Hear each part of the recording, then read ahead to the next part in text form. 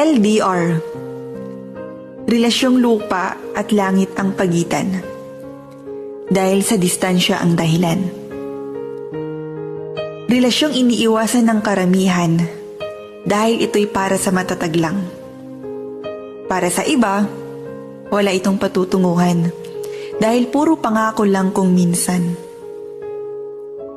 Ito ang relasyong puno ng sakripisyo, pagtitiis at pagtitiwala. Relasyong puno ng paghihintay, puyatan at minsan pagluha. Yung tipong minsan mapapagod ka na pero di mo magawang sumuko dahil mas matibay ang pagmamahal mo sa kanya. Yung tipong iiyak ka na lang dahil miss na miss mo na siya.